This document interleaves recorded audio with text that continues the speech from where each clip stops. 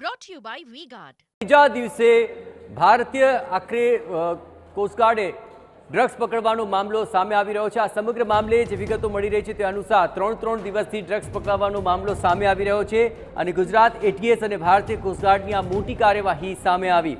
ભારતીય જળસીમામાંથી 170 kilo drugs પકડવામાં આવ્યું છે। ડ્રગ્સની સાથોસાથ 2 ભારતીયોની પણ ધરપકડ કરવામાં આવી। બંને આરોપીઓ પાકિસ્તાન જઈને આ ડ્રગ્સ લાવ્યા હોવાની વિગતો મળી છે। પોરબંદર નજીક જળસીમા પર આ કાર્યવાહી કરવામાં આવી। હશીશ નામના ડ્રગ્સની બજારની અંદાજિત કિંમત 60 કરોડ રૂપિયા જેટલી અંદાજવામાં આવી રહી છે।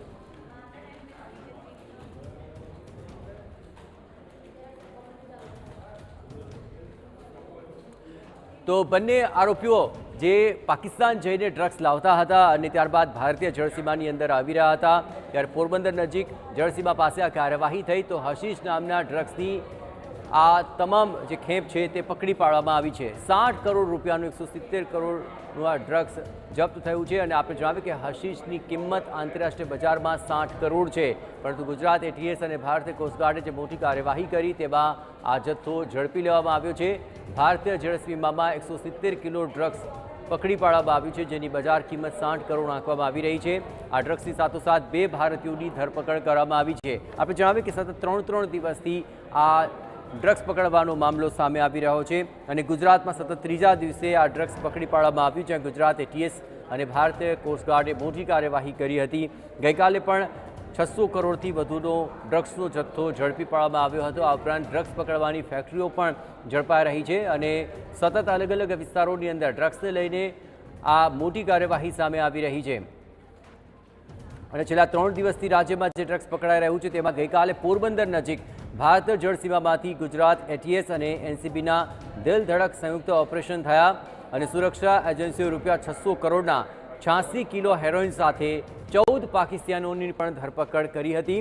એ પહેલાં શનિવારે એટીએસ અને એનસીબીના સંયુક્ત ઓપરેશનમાં કુલ 4 જગ્યાઓ પર દરોડાની કાર્યવાહી કરવામાં આવી હતી, જેમાં કુલ 230 કરોડનો મુદ્દામાલ અને સાથે 10 આરોપીની ધરપકડ કરવામાં આવી હતી।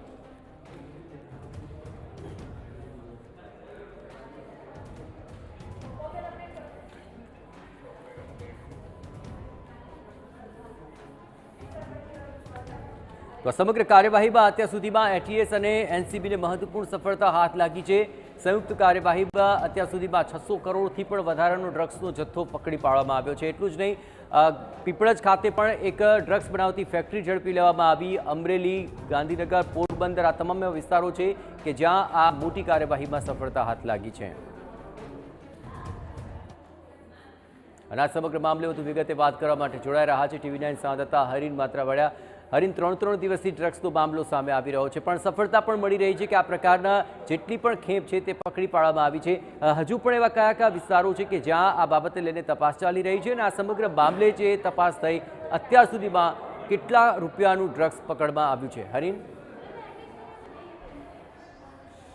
બિલકુલ, જે 3 દિવસની એટીએસ એનસીબીની જે કાર્યવાહી હતી તે અલગ હતી। 3 દિવસની કાર્યવાહીઓ છે તે અલગ છે। પ્રથમ દિવસની વાત કરીએ તો ગુજરાત અને રાજસ્થાનમાંથી ડ્રગ્સ બનાવતી ફેક્ટરીઓ પકડી પાડી છે, પરંતુ છેલ્લા 2 દિવસથી દરિયામાંથી ડ્રગ્સ છે તે મળી આવ્યું છે। ખાસ કરીને ગઈકાલની વાત કરીએ તો એનસીબી, ગુજરાત એટીએસ અને કોસ્ટગાર્ડની સંયુક્ત ટીમો દ્વારા 600 કરોડનું ડ્રગ્સ પકડી પાડ્યું હતું। સતત બીજે દિવસે એટલે કે આજે એનસીબી અને ગુજરાત એટીએસને જે પ્રમાણે માહિતી મળી હતી ને તેના આધારે જે રીતના ઓપરેશન પાર પાડવામાં આવ્યું હતું ને 60 કરોડનું ડ્રગ્સ છે પકડી પાડવામાં આવ્યું હતું। મહત્વનું છે કે ગઈકાલે પાકિસ્તાની બોટ પકડાઈ હતી, પાકિસ્તાની નાગરિકો સાથેની બોટ પકડાઈ હતી, પરંતુ આજે જે બોટ પકડાઈ છે તે ભારતીય બોટ પકડાઈ છે ને ભારતીય બોટમાં 2 ભારતીય લોકો હતા કે તેઓએ આ ડ્રગ્સ છે તે મેળવ્યું હતું ને તેઓ પરત આવી રહ્યા હતા।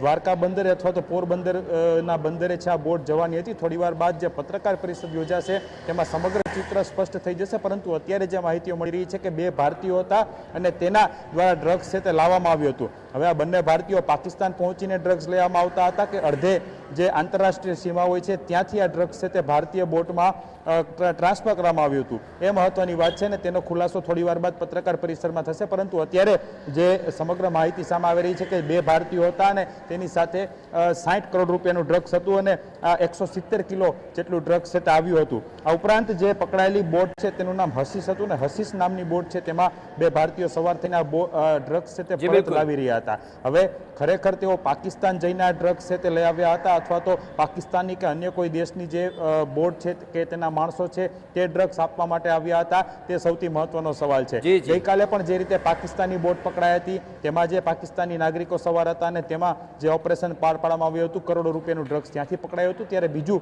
ફરીથી સતત બીજા દિવસે એટીએસ, ગુજરાત એટીએસ અને એનસીબીની કાર્યવાહી હતી અને તેના દ્વારા આ પ્રમાણે છે તે ફરીથી એક ઓપરેશન પાર પાડીને કરોડો રૂપિયાનું ડ્રગ્સ છે તે પકડી પાડવામાં આવ્યું છે. જી બિલકુલ, હરી તમામ ગતિવિધિઓ પર આપ નજર રાખતા રહેજો. તો ગઈકાલે જે આખરે 600 કરોડનું ડ્રગ્સ પકડવામાં આવ્યું હતું, તો 14 જેટલા પાકિસ્તાનોની સંડોવણી સામે આવી અને તેમને વિરુદ્ધ કાર્યવાહી થઈ. પણ આજે 2 ભારતીયોની પણ પકડી પાડવામાં આવ્યા છે અને તેમનું પણ પાકિસ્તાન કનેક્શન ખુલી રહ્યું છે.